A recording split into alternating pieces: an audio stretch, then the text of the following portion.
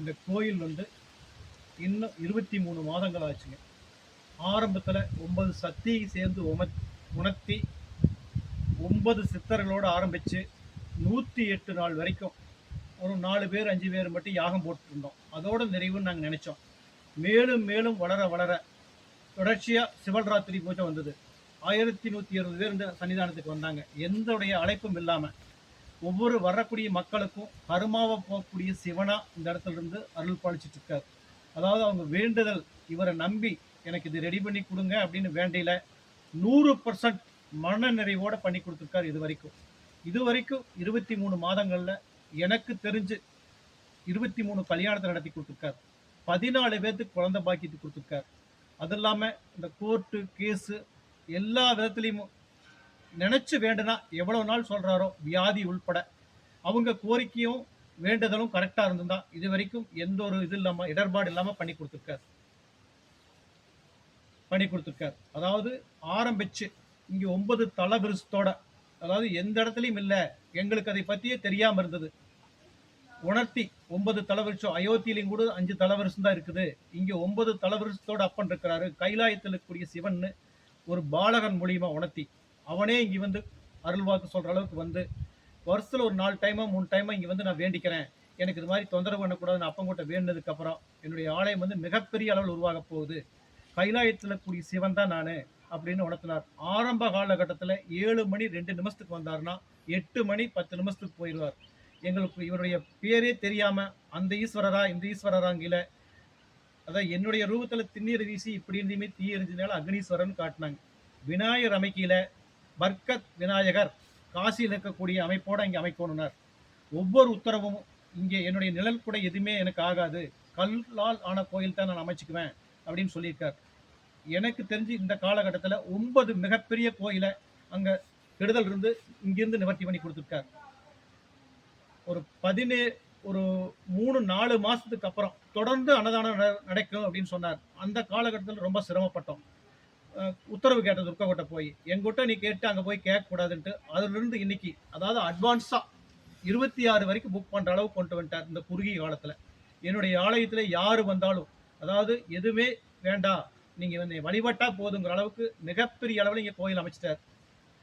இப்போ 7 லட்சம் சித்தர்களுக்கு மேலே இருக்கிற மாதிரி எனக்கு உத்தரவு கொடுத்துட்ருக்கார். 9 சித்தரில் ஆரம்பிச்சு 8-10க்கு போயிட்டாருன்னா உத்தரவு வந்து 1 மணி நேரம் மட்டும் இருந்தது. இப்போ ஒரு 6 மாதத்துக்கு அப்புறம் துர்க்க மூலியமா உணர்த்தி நான் இங்கேயே அருள் கொண்டுட்டேன், 4 மணி நேரம் இருக்கிறனார். நாங்கள் 4 மணி நேரம் இருந்து ஆகாதுங்க, நீங்கள் முழுசாக ஆள் கொண்டு இங்கே இருக்கிறன்னா நாங்கள் மேற்கொண்டு எல்லா வேலையும் செய்யறதுன்னு சொன்னதுக்கப்புறம் அந்த பாலகன் மூலியமா இப்போ தொடர்ந்து 24 மணி நேரம் இங்கேருந்து அருள் பாலிச்சிட்டு வர்றார். 42 வருஷமா எங்களுக்கு தெரிஞ்சு ஆரம்ப காலகட்டத்தில் எல்லா பக்கம் பார்த்து புண் வியாதி ஒருத்தருக்கு ஆறாமல் இருந்து 6 வாரத்தில் அதை ரெடி பண்ணி கொடுத்தார். பக்கத்தில் இருக்கிற ஊரில் ஒவ்வொரு காரியமே மன நிறைவோட, எவ்வளவு மனக்குறையோட குமுறலோட வந்தாலும் இவர் 100% அக்னீஸ்வரன் வேண்டி எனக்கு இது பண்ணி கொடுங்கன்னா எனக்கு தெரிஞ்சு 100% ரெடி பண்ணியிருக்கார். ஒரு சில குறை ஏற்படுதுன்னா அவங்களுடைய வேண்டுதலோ அவங்க செஞ்சா கருமா பிரகாரமோ நடக்காம போயிருக்கலாம். அது எனக்கு தெரிஞ்சு இல்லை, இது வரைக்கும் நடத்தி கொடுத்துருக்கார். எவ்வளவு ஒரு பெரிய காரியத்தையும் ஈஸியா முடிச்சு கொடுத்துருக்கார். ஒரு மணர் முகந்து வந்து ஒரு மெஸ் வச்சு நடத்துறார். 50,000 ரூபாய் இல்லை கொடுக்குறேன்னு ஏமாத்திட்டாங்க. இப்போ அப்படின்ட்டு காலையில் 9:30 மணிக்கு இங்கே வந்து அழுகிறார். நைட்டு 7 மணி பூஜைக்கு 1.5 லட்சம் பணத்தோட வந்து எனக்கு வேற ஒருத்தர் கொடுத்தாங்க அப்படின்னு அருள் கூர்ந்து அப்பந்தான் எனக்கு வழி பண்ணான்னு சொல்லி மனமுகந்து பேசிட்டு போயிருக்காங்க. இங்கே வர்ற பக்தர்களும் அப்படித்தான், நினைச்சு பார்க்க முடியாத அளவுக்கு வந்துட்டு இருக்காங்க. அவரை நம்பினாதான், இவருடைய பர்மிஷன் இருந்தால் தான் இந்த இடத்துக்கு வர முடியும்.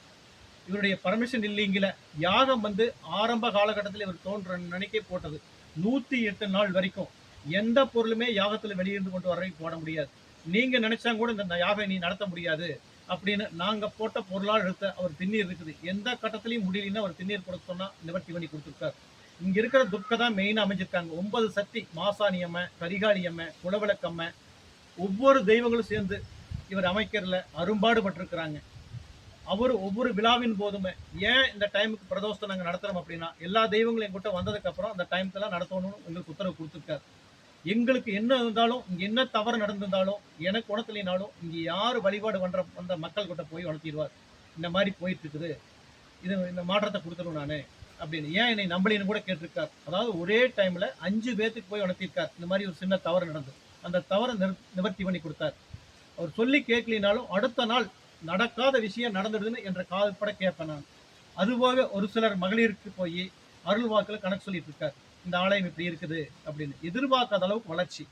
எனக்கு அதாவது தோட்டத்திலேயாவதும் வேற எந்த தொழிலையாவது இடையூறு இருந்தா இவரை நம்பி வந்தா அடுத்த ஒரு 6 வாரம் 10 வாரத்துக்குள்ள முழு நிவர்த்தி கொடுத்துட்றாரு.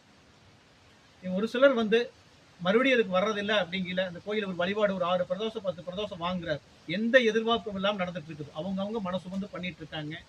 ஒவ்வொருடைய பொருள் அன்பளிப்பும் அவங்க எதிர்பார்த்ததுக்கு மேல இவர் என்ன உணர்த்துறாரோ செஞ்சு கொடுக்குறாரு.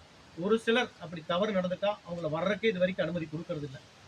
அந்த அளவுக்கு இவருடைய ஆலயம் எங்கேயோ கொண்டு போக போறார். அதாவது எனக்கு ஆரம்ப காலகட்டத்தில் என்ன உணர்த்தினாரோ 7 வருஷத்துல இங்க இந்த தமிழ்நாடு முதலமைச்சர் வர அளவுக்கு என்ற கோயில் இருக்கும்.